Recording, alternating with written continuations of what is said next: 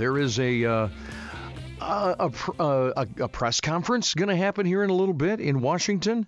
Jim Jordan, and we'll see where that goes. Is there going to be a third House Speaker vote? Let's get the take on that from our friends over to Harbor Strategic Public Affairs and John Sellek. John, hey, how you doing?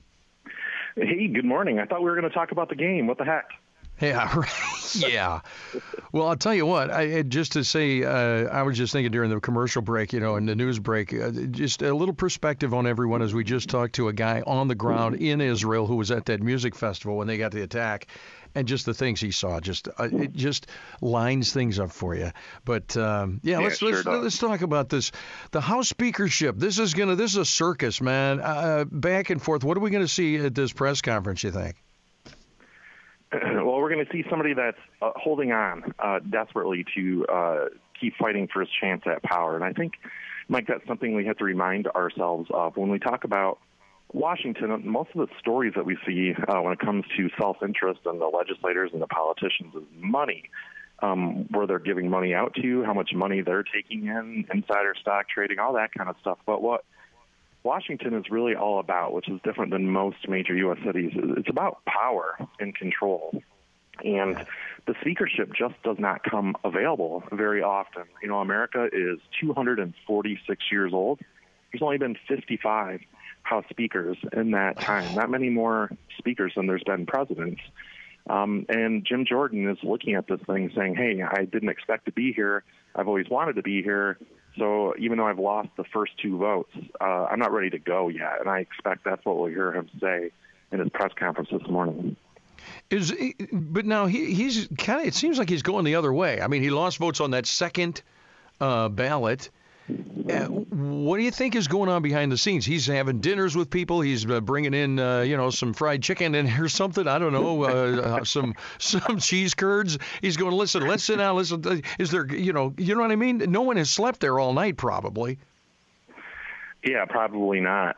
Jim Jordan has been somebody who didn't rise to his position the old-fashioned way. He wasn't spending 20 years shaking hands, making friends, keeping track of favors that he did for other members. That's how it used to be done. Frankly, that's how it was done by former Speaker Kevin McCarthy. He's kind of more of the old school, make as many friends as you can so you get the majority and can be the Speaker for a while.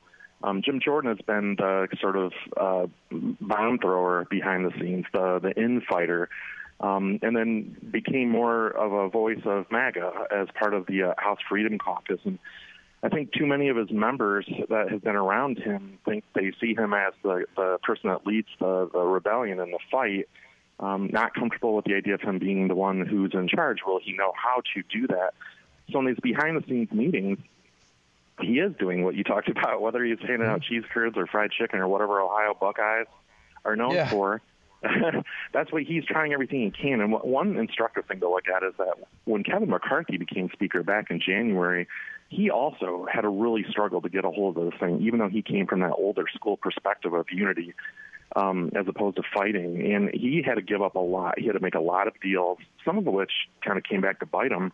Jim Jordan is trying to do the same thing, and he knows that once he hangs it up and says, okay, I'm going to let someone else take a crack at this, he's done. His chance to become the 56th Speaker is over, so he's not interested in giving that opportunity up. So if he's willing to take two votes in which he goes backwards on the second one, he's probably out there thinking, all right, I'll do it one more time and see what I can do here to hold on. And right now you look at, people will say, well, isn't this hurting the GOP? The GOP is in charge of the House and all that stuff. But I looked up the most recent approval rating by the American public of Congress, Mike, and it was 17%. That's half of how people feel about Joe Biden. So it couldn't get any lower. Wow. John Sellek's with us from Harbor Strategic Public Affairs, been analyzing the whole House Speaker.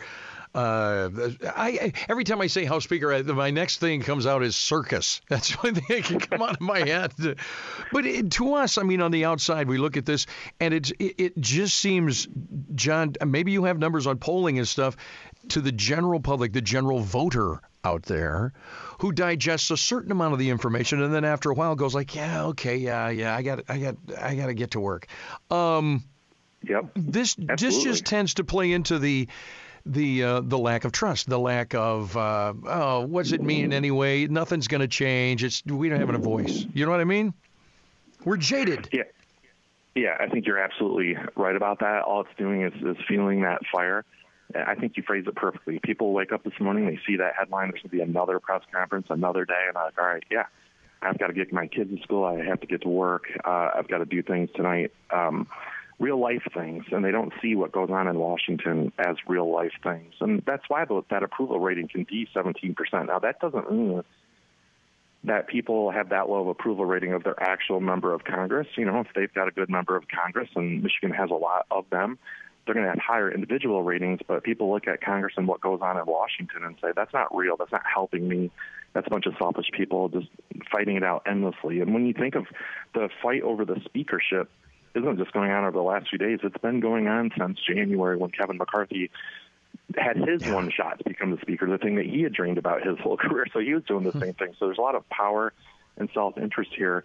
And the only way out of this is thinking about how the Republicans can figure out how to make a majority within their own majority. And that sounds strange, but when the Republicans won the majority last November, they were expected to win a much bigger majority. And when you have a bigger majority, you can have a section of your caucus that is further to the extreme and still get by if you don't get their votes. Here, the GOP win with too narrow of a majority, and these 8 or 9 people can kind of hold them hostage. And it's almost exactly what's happening in Lansing right now in the reverse at the state capitol. Oh. Democrats have the majority, but about 8 or 10 of those are so progressive they won't go along with the majority policy that's aimed more at the center, and they're kind of holding things hostage. And that's why we're seeing so much infighting in Lansing right now as well. Man, I never tied it in, to the local picture, and that paints it perfectly, surprisingly to me. But yeah, that makes some sense. Is the national level, the House Speaker thing, and we could, let's face it, if we want to talk about McCarthy, we could have 15 votes this time around. I don't know that it will, but who knows? Who knows? So I didn't think we'd be getting rid of McCarthy, but then that happened. Right. How does this play into 2024 in the presidential election, if at all? Is this going to have any impact on voter turnout, anything like that? I think where it may have an impact is, weirdly, it could help Donald Trump, because right now a lot of voters are very unhappy with the seemingly unsteady leadership of President Biden.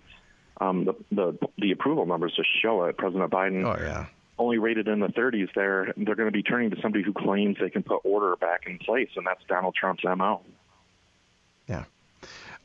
John, we're about up on time here. I always appreciate having you on the show, though. You always give an interesting perspective. Harbor Strategic Public Affairs, our friend John Sellek is with us. So I know you want to catch this press conference probably. That's coming up at, he's doing that this morning about 8 o'clock. Do you think there'll be a vote today, a third vote?